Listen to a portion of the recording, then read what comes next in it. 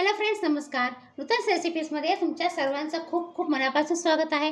तर फ्रेंड्स, आज आपण छान मोड आलेल्या मुगाची आपली उसळ करणार आहोत, म्हणजे भाजी करणार आहोत. तर त्यासाठी मी हे मोड आलेले मूग घेतलेत आणि हे मूग आहे ना, मी 2 दिवसाआधी मोड आणून ठेवले आहेत.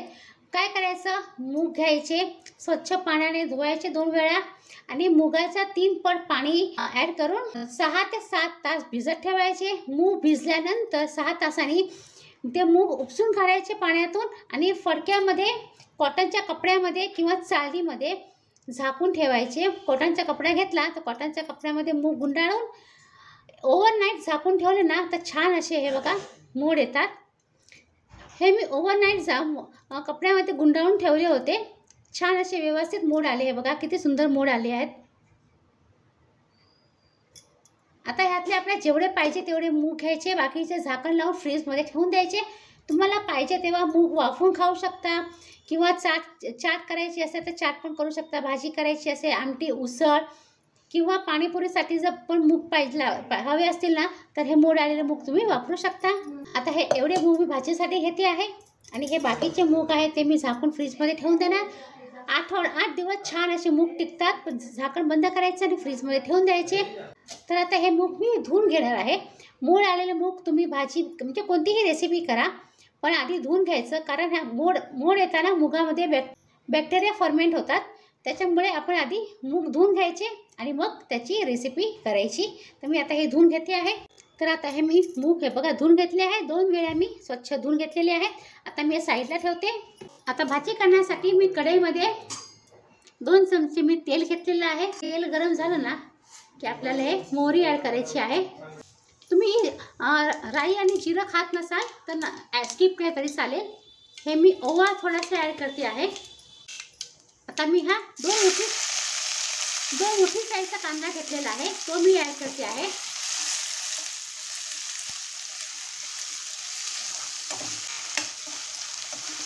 कांदा हलकासा ट्रान्सपरंट झाला ना की आपण ह्याच्यामध्ये आलं, लसूण आणि कोथिंबीर ह्याची पेस्ट आहे ती मी ॲड केलेली आहे. मी फक्त आलं, लसूण आणि कोथिंबीरची पेस्ट केली आहे. तुम्ही जर तुमच्याकडे जर हिरवी मिरची पण असेल ना तरी पण ॲड केली तरी चालेल. नाहीतर मग नुसतं आलं लसूणची पेस्ट ॲड केला तरी पण छान लागते. 1 मिनिटभर छान असं आपल्याला परतून घ्यायचं आहे व्यवस्थित. आलं, लसूण आणि कोथिंबीर आणि कांदा सगळं. आता आपल्याला ह्याच्यामध्ये ॲड करायचे आहे 2 मोठे साईजचे टोमॅटो. हे मी बारीक चॉप करून घेतलेले आहेत. ज्यामध्ये मी कांदा चॉप केला होता ना, कांदा बारीक केला होता, त्यात मी चॉपरमध्ये टोमॅटो चॉप करून घेतलेला आहे. मीठ ॲड करायचं आहे म्हणजे टोमॅटोला छान असं पाणी सुटेल.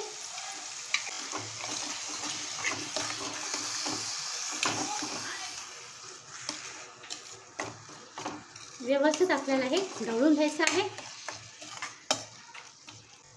आता हे झाकण ठेवलेलं आहे. झाकण ठेवून आपल्याला 1 ते 2 मिनिटं कांदा आणि टोमॅटो छान असा परतून घ्यायचा आहे. 2 मिनिटं झाली आहे. झाकण आपण उघडून बघूया आणि मध्ये मध्ये ना आपण असं ढवळत राहायचं म्हणजे खाली भाजी चिकटणार नाही.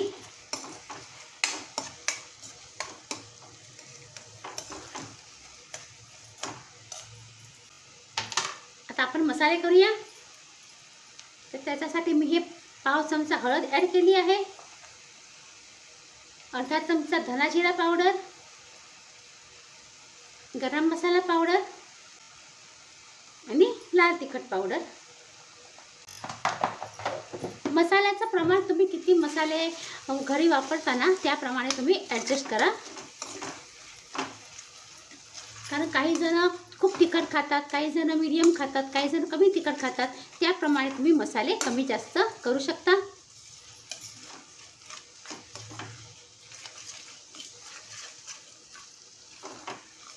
मसाले आपण 1 मिनिटभर छान असं परतून घ्यायचे आहे.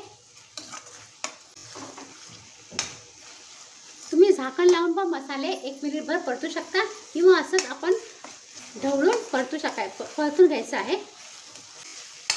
मसाले छान परतत आले आहे आणि हे बघा आजूबाजूला तेल पण छान असं सुटत आलं आहे.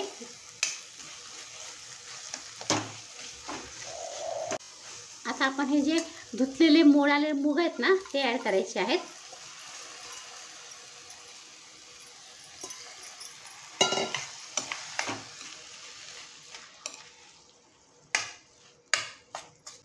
मी परतून घेतलं आहे व्यवस्थित आणि बाजूच्या गॅसवरती मी पाणी गरम करत ठेवलं आहे. मी ज्या चॉपरमधून कांदे आणि टोमॅटो चॉप केले होते तेच चॉपर धुवून मी हे पाणी गरम करत ठेवलेलं होतं. गरम पाणी मी थोडंसं ॲड करते आहे. तुम्हाला किती ग्रेव्ही पाहिजे, रस्सा पाहिजे त्याप्रमाणे तुम्ही पाणी ॲडजस्ट करा. तुम्हाला कमी रस्सा पाहिजे असेल तर पाणी थोडंसं कमी ॲड करा आणि जास्त व्यवस्थित असं रस्सा चांगला पाहिजे असेल तर पाणी थोडं जास्ती ॲड केलं तरी पण चालेल.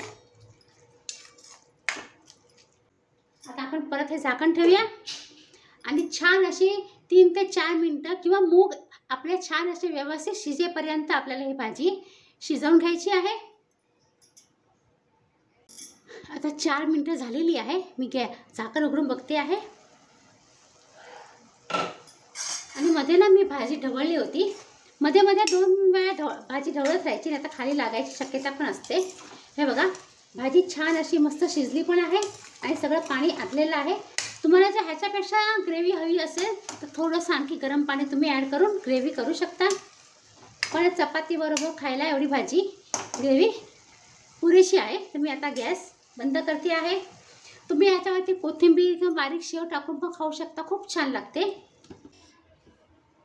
आता या भाजीमध्ये आपण थोडीशी कोथिंबीर ॲड करूया.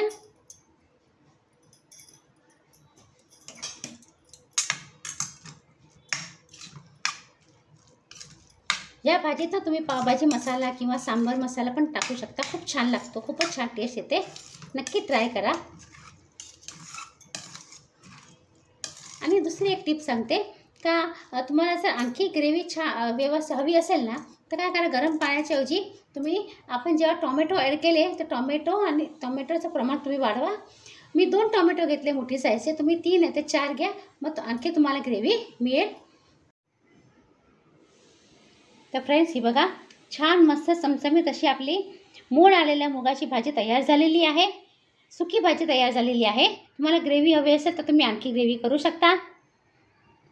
तर फ्रेंड्स तुम्हाला रेसिपी कशी वाटेल नक्की कमेंट करा आणि जर रेसिपी आवडली तर प्लीज नूतन रेसिपीजला लाईक करा, शेअर करू शकता तुमच्या फ्रेंड सर्कलमध्ये, तुमच्या रिलेटिव्समध्ये. आणि तुम्ही जर आपल्या चॅनलवरती नवीन असाल आणि अजूनपर्यंत नूतन रेसिपीजला सबस्क्राईब केलं नसेल तर प्लीज सबस्क्राईब करा, बेल आयकन प्रेस करा. म्हणजे काय होईल, मी जी पण काही छान छान सुंदर रेसिपी अपलोड करेन आपल्या चॅनलवरती त्याचं नोटिफिकेशन तुम्हाला लवकरात लवकर मिळेल आणि हे फ्री आहे. तर चला फ्रेंड्स आता मग पुन्हा भेटूया अशा सुंदर छान रेसिपीसह. तोपर्यंत बाय बाय. आणि हा व्हिडिओ पूर्ण पाहिल्याबद्दल तुमचा खूप खूप धन्यवाद.